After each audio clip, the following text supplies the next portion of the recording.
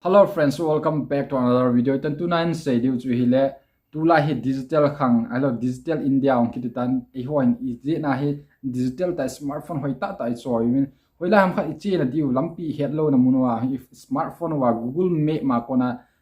ichi na ding destination chu ki hola ichilai muna chu het kha lo na muna chu ka ki hlung the na ti chu ati la chu tia chu na ki manga hin ai ma tu chunga hi pi ham tile chi Google Map ma kona mi tam ta thina to in ache na ding destination chu hlung lo wa lampi pel do a simin pel do na chen a chu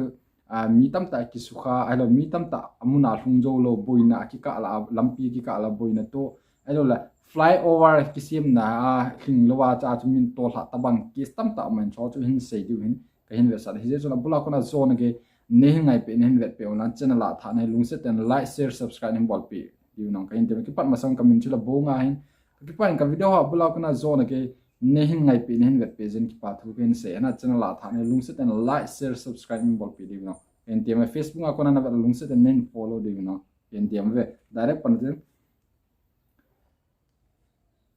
ahi chu chi map he ka kon dem yong ahi pon chi map he man dinga phata he na ti la kong ka ha mangin ahi ma tu chu tu kuma he ka ha man ta aji chu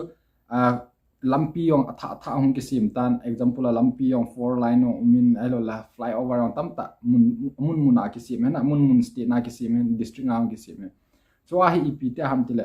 min ati la chu ata asan dana Google Map is the best ti he na hoila ham khan achi na dinga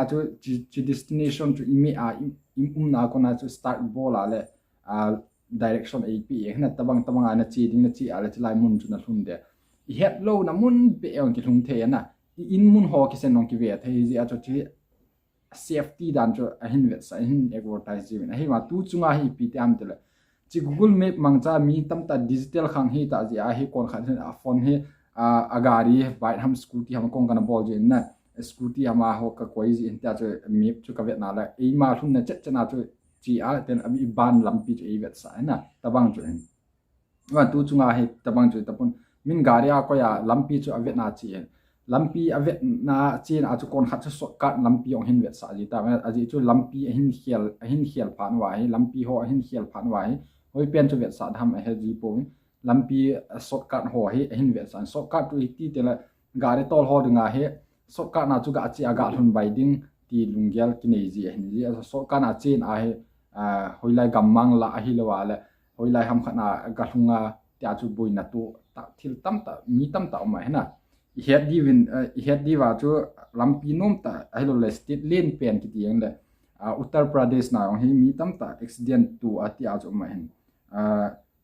fatal accident in Uttar Pradesh fatal accident khat ma hin chu ipi ham tela flyover sim na mi ma chu a hin ve saw le anu flyover on chu ta chu aleng to wa in aleng to na a chu hoila kum su ham chu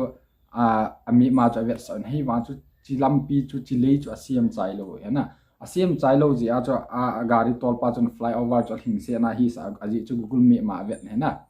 avet chu Google Map ma ko na vet na gari tol chu ipi ham tele flyover a ko na tol a Thina atu he na ta adang dang omen Uttar Pradesh ma a hi a car following Google Maps direction fell into the canal on a barrel chong ma na canal ho a leng lu ma hen itela abing lampi phalo lo wa ong apui na ma hen hi ja chu tu lai he digital hita jong la Google Map iman ten la them khat amun tu livet neo ichi na mun chu la ya chu lampi tha si mu wam alo la itabang condition ham chi het ma sak ngai he na mi koi ham khat na do de lampi chu tha si mu wam alo alui pa ma cham ti ho chu na do de tha na sim wa la Google Map hin na pui hil di we na alui pa hi ale alui pa chu dai nga na pui di tel Google Map ma shortcut na hol lo du na kong khat ve kana bol khen lampi 70 80 km ka jut na dinga chu shortcut na chu 50 km ho ma hen cha chu ka chi le lampi chu aphanai aphapui ka tipon apha in ahi wa chu akika la chu lei lo na vadung ma hen chu vadunga chu lei lo he la chu ipi ham te time waste ima jo se ve se hi nga tabang di a chu Google Map hi mo ta san lo dinga ka si ka hin het sa hin ten ichi le wa le na wa phacha Google Map hi iman hi yong le them khat khul chin do ma iman di in ka de sa na ki pa bulaw ka na zone ke